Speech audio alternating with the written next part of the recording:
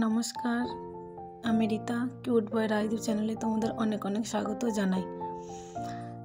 সারাদিন কি করলাম আমি সবটাই তোমাদের সাথে শেয়ার করব। সকালে ফ্রেশ হয়ে আমি রান্না বান্না সেরে রাজদীপকে খাইয়ে স্কুলে পাঠিয়ে দিয়েছি। এখন আমি চলে এসেছি বিছানা গোটাতে। সকালে রাজদীপ অনেকক্ষণই ঘুমিয়ে থাকে, সেই জন্য সকাল সকাল বিছানাটা ওঠানো হয় না। সকালে রাজদীপকে খাইয়ে দেয়, স্কুলে পাঠিয়ে তারপরে আমি বাকি কাজগুলো সারি। তারপর দেখো এখন আমি বিছানা গুটিয়ে নেব। তারপর রাজদীপ আসার আগেই আমি সমস্ত কাজ সারার চেষ্টা করি। রাজদীপ আসলে পরে তখন আর কোনো কাজ সেরকমভাবে ঠিকভাবে হয় না। তো দেখো না, এখন আমি বিছানাটা গুটিয়ে নেব ভালো করে। শীতের সময় বিছানা গোছাতে অনেকটাই সময় লাগে। শীতের এত জিনিসপত্র থাকে, সেগুলো গোছাতে অনেকটাই সময় লেগে যায়।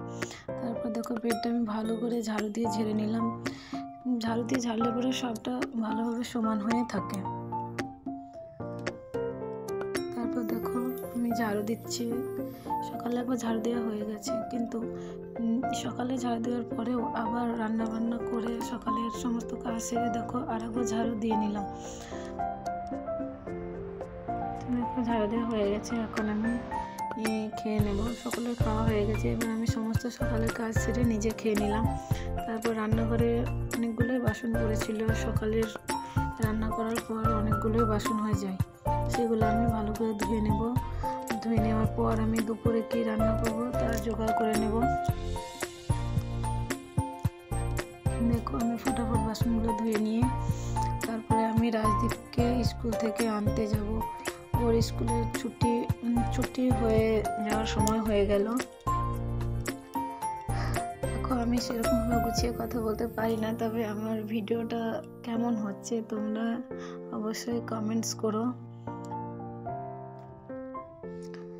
আমি চেষ্টা করব আগে আরও ভালো ব্লগ দেওয়ার। আমি অত ভালো গুছিয়ে কথা বলতে পারি না, তবু চেষ্টা করছি, যতটুকু পারি ততটুকু আমি চেষ্টা করছি। তোমরা আমাকে একটু মানিয়ে গুছিয়ে নিও, আর হ্যাঁ কমেন্টস করো অবশ্যই আমার ভিডিওটা কেমন হচ্ছে। আমি তো সেরকমভাবে কিছুই বুঝতে পারছি না কিভাবে কি করব। ফটাফট বাসনগুলো ধুয়ে নিয়ে আমি দুপুরে রান্না কি করব সেগুলো জোগাড় করে নেব। তারপর যাব রাজদীপকে স্কুল থেকে নিয়ে আসতে।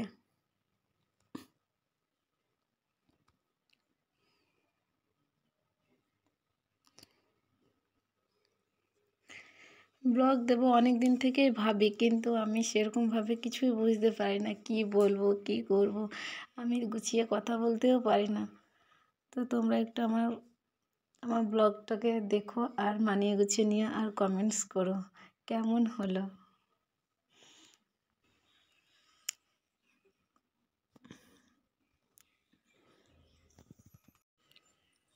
বাসন থেকে দেখো জলগুলো ঝরিয়ে নেব, তা না হলে বাসনগুলো ঝুড়িতে রেখে দিলে পরে জলগুলো ঝরে চারিদিকটা স্যাঁতসেঁতে ভাব হয়ে যায়, এই জন্য আমি ওখানেই ঝরাতে দেবো।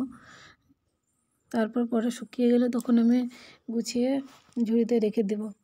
তো দেখো ডিমগুলো কোটোর ভিতরে ভরা আছে অনেক দিন ধরেই বাড়ি থেকে নিয়ে এসেছি, কিন্তু কোটোতে ভরা থাকলে খারাপ হয়ে যাবে, সেই জন্য আমি ডিমগুলো বের করে নিলাম। ডিমগুলোর সাথে চালও আছে। আমি ডিমগুলো কোটো থেকে চালগুলো আর ডিমগুলো একটা বাটিতে ঢেলে নিলাম। তারপরে সেগুলো আমি বাটিতে আবার সাজিয়ে ভালো করে রেখে দিলাম, আর চালগুলো কোটোতে ভরে রাখলাম। তারপর দুপুরে কি রান্না করব সেই জন্য আমি জোগাড় করছিলাম। তো দেখো আমি ডাল ভিজোতে দিলাম, সেগুলো একটু ভরে তুলে রান্না করব। এখন আমি যাব রাজদীপকে স্কুল থেকে নিয়ে আসতে। রাজদীপকে স্কুল থেকে নিয়ে আসবো, তারপরে আমি দুপুরে রান্না বসাবো। তো দেখো স্কুল থেকে আসার সময় রাজদীপ বলছে আমি হাতিটাতে চড়বো, কিছুক্ষণ খেলবো, তো বাড়ি আসতে চাইছিল না। তারপর ওকে বাড়ি নিয়ে এসে স্নান টান করে দিয়ে ফ্রেশ হয়ে আমি রান্না বসিয়ে দিয়েছিলাম। তো দেখো রান্না বান্না সব কমপ্লিট, এখন এবার আমরা খাবো। আজকের মতন ব্লগটা এই পর্যন্ত। আমার ভিডিওটা কেমন তোমরা কমেন্টস